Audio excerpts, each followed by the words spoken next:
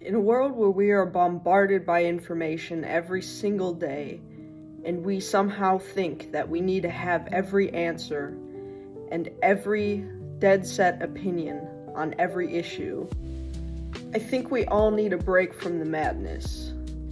That's why I am here to propose to you the concept that it is okay not to know, and that ultimately you are probably wrong about many things.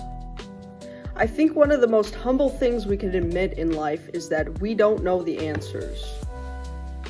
The capacity of the human brain is only so high, and so ultimately there are going to be topics that are going to be beyond our understanding.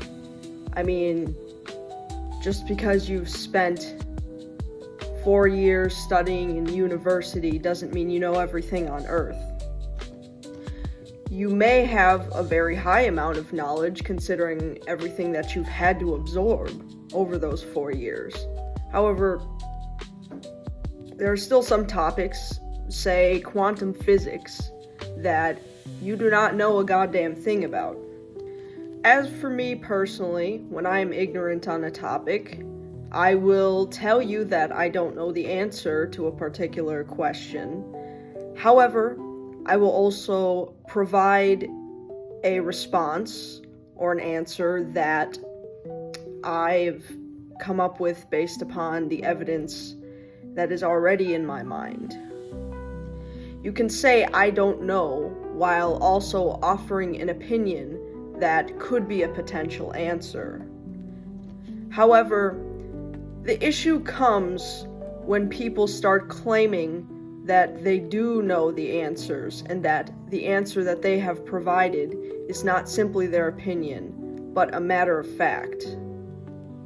If you're not qualified to speak on a certain topic, then you should always be able to admit that there could be faults in your reasoning. I've mentioned this time and time again over topics such as religion, gender identity, etc. If a claim is presented to you, then it is your job to analyze that claim and determine whether or not you believe it is true. Now, you can also choose not to do that. You can choose to conjecture an opinion on it that is just based upon what you have consumed. AKA, you can just believe it blindly. Or you can work to deeper understand what it is that your mind is absorbing and come to a conclusion on whether or not it is true. Or you can just disregard that all and say, I don't have an opinion. And that is also okay, and I would say that that is pretty safe.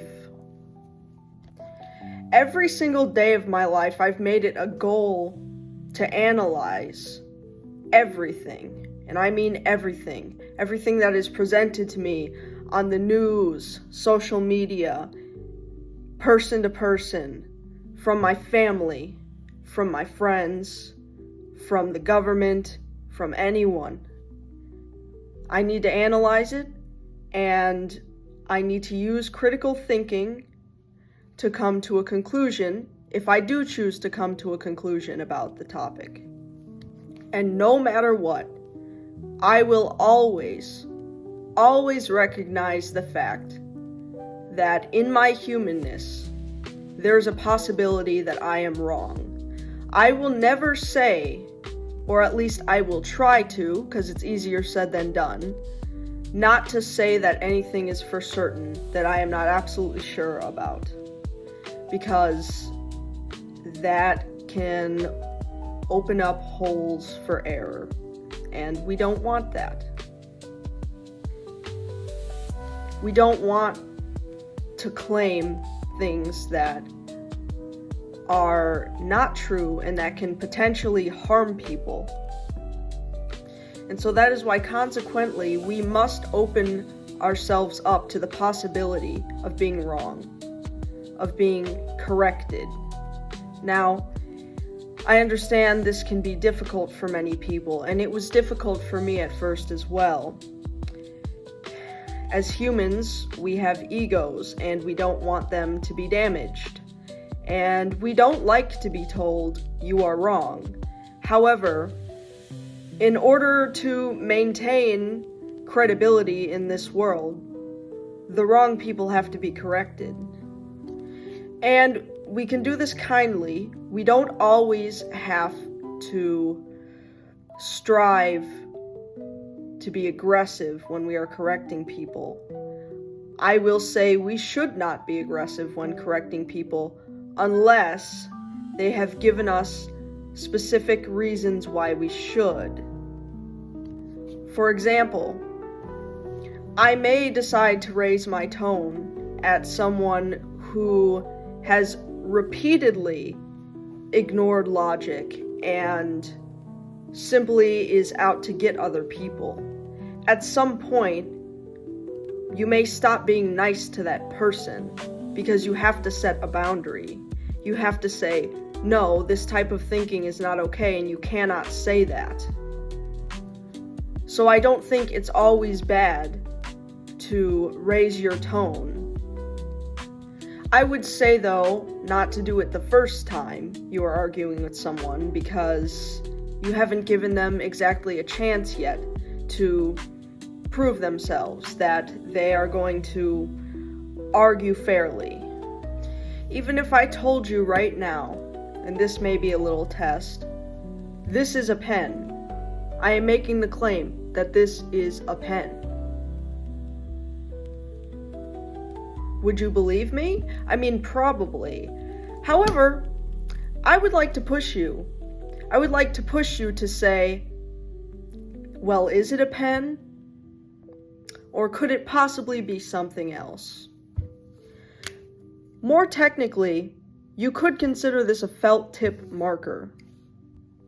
You could also consider this to be a pen, but I'd say it's sort of subjective. Whatever you define necessarily is a pen.